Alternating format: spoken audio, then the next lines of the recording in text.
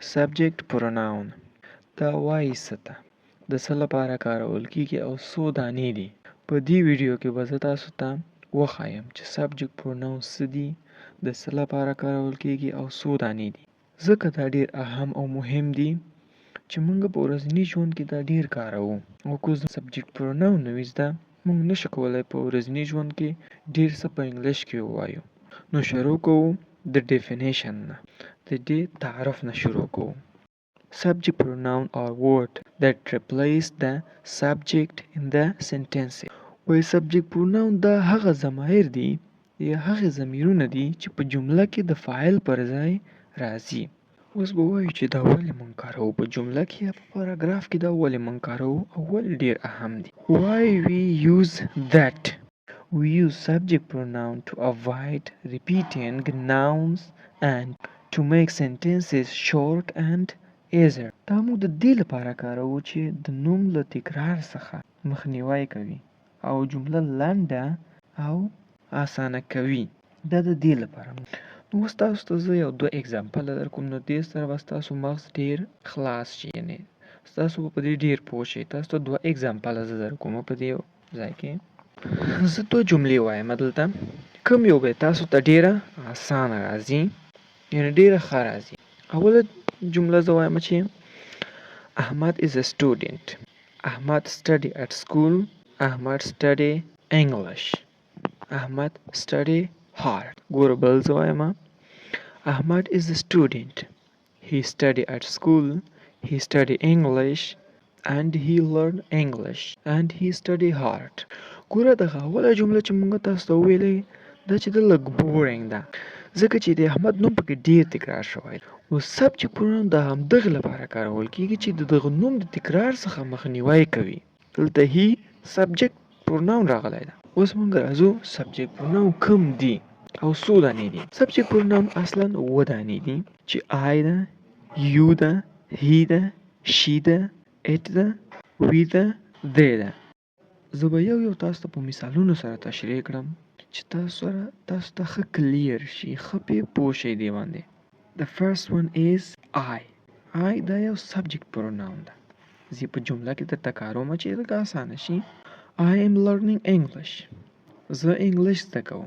I am learning English. زه انګلیش زده کوم. همدا اوس لګیا یم انګلیش زده کوم. خیر زه خو انګلیش نه زده کوم، اوس زه انګلیش ټیچ کوم تاسو ته، خو داسې یو اگزامپل ده. I like reading books.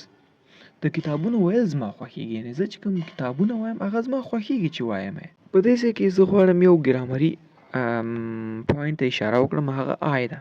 دا د I subject pronoun چې تاسو کله وینئ، دا که د جملې په سر کې راشي، که مابینځ کې راشي، که په آخر کې راشي، هر ځای کې چې راشي دا یعنې په غټو حروفو لیکل کیږي. دا لکه اوس موږ وایو چې My friend and I are learning English. My friend and I are learning English. زه او ملګری مې انګلیش زده کوو. همدا اوس همدا شی به انګلیش زده کوو. بل مثال ده Ali and I are going to the market. ما او علي چې ده مارکیټ ته ځو. ګوره دلته I په منځ کې راغلی ده، خو په غټو حروفو د انګلیش لیکل شوی ده. بیا هم وایم که I په مابینځ کې، که په اول کې او که په آخر کې، هر ځای کې د جمله کې چې ده په غټو حروفو لیکل کیږي. دوم subject pronoun چې ده هغه you ده.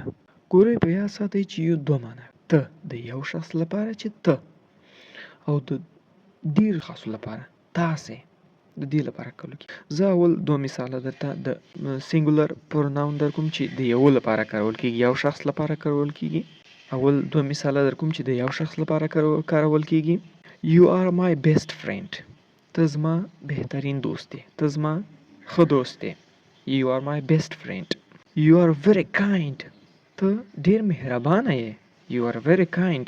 ته ډیر مهربانه یې. دلته موږ وینو دا یو چې دا subject pronoun ده. جمع شکل You are good students. تاسو ډیر ښه شاګردان یې، یعنې خپل درسو کې لایق یې. You are good students. ګوره موږ زده کړل چې you چې دا تاسو، ته او تاسو ته کارېږي. دوه معناوې لري چې ته چې دا مفرد او تاسې د جمع لپاره کارول کیږي. نو اوس به راشي دریم ته چې هغه ده he. د نارینه لپاره کارول کیږي.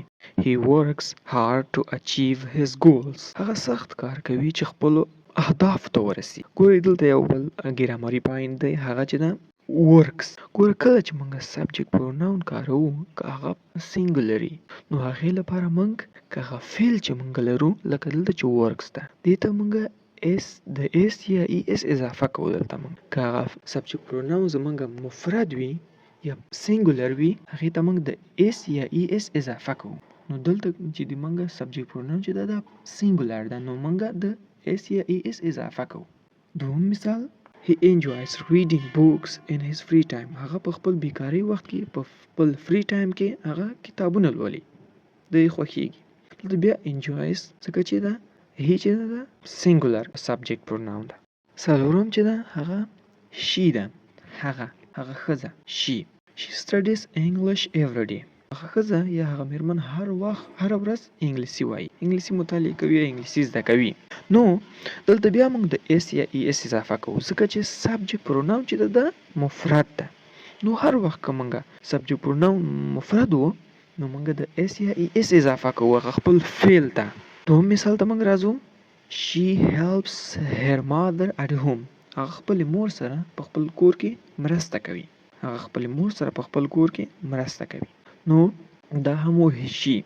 نو ایټ ته راځو پنځم سبجیکټ پروناون چې دا هغه ایټ ده. ایټ هغه شی یا حیواناتو یا اشیاو لپاره استفاده کیږي لکه it looks very beautiful. هغه ډیر ښایسته ښکاري. که هغه موبایل که هغه کوم جانوري کوم حیواني هغه ډیر ښایسته ښکاري هر څه چې it is a small cat. هغه یو وړه پیشو ده. it is a small cat. هغه یو وړه پیشو ده.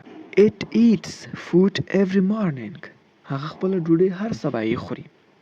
که موږ پیشو یادو که هر څه بل حیوان یادو موږ کولی شو چې ووایو the cat eats food every morning. هغه پیشو هر وخت خپله ډوډۍ هر سبا یې خپله ډوډۍ خوري. خو دلته چې موږ سبجیکټ پروناون وکاروو نو دا دلته اسانه راځي. it eats food every morning. هغه خپله ډوډۍ هر سبا یې خوري. ګورئ دا ایټ چې ده دا د هغه ماشومانو لپاره کارول کېږي چې جنډر یا جنسیت یې نه معلوم. لکه it is sleeping in the crib. هغه په خپل تخت کې ویده ده. همدا اوس ویده ده په خپل تخت. crib تخت ته وایي. بل مثال it cries when it is hungry. هغه ژاړي کله چې وږی وي. نو دا هم و it. شپږم ته we موږ د دې معنا چې ده we موږ we are learning English together. مونږ په ګډه سره انګلیسي زده کوو یا انګلیسي وایو. اوس مونږ کولی شو چې ووایو لکه احمد، زه، احمد، محمود، فردوس دا ټول انګلیسي وایو خو دا داسې لږ بورینګ لږ کنفیوزینګ راځي. د دې په ځای مونږ د دې سبجیکټ پروناون یو وی کارولی شو. we are learning English together. مونږ په ګډه سره انګلیسي وایو. we enjoy spending time with our friend. موږ خپل ملګرو سره وخت تیرول خوښوو یعنی خپل ملګرو سره وخت تیروو. The last one is they are playing cricket in the field. هغوی همدا شیبه په میدان کې کرکټ بازی کوي. که اوس موږ وغواړو چې د دې ټولو نوم واخلو دا خو لږ جمله داسې اوږده شانته هم راځي او داسې صحیح جمله نه راځي. نو د دې په ځای موږ دی کاروو. فیلډ عام وایي میدان. They work hard to achieve their goals. هغوی ډیر سخت کار کوي چې خپل اهدافو ته ورسیږي. نو اوس خو موږ ټول سبجیکټ پروناون زده کړه چې څه ته وایي څو دانې او د څه لپاره کارول کیږي. نو اوس دا ټول تاسو ته په یو پاراګراف په یو پسیج کې راوړم چې تاسو چې په اسانه تاسو ته کلیر شي یعنی واضح شي. زه اوس پاراګراف وایم. I am learning English every day. You are my good friend and you help me practice. He is my teacher and he explained the lesson clearly.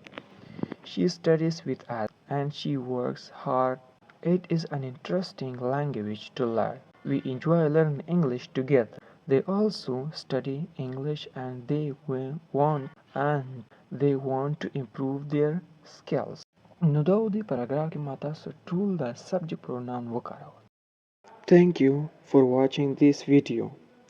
I hope you learn something new from this video.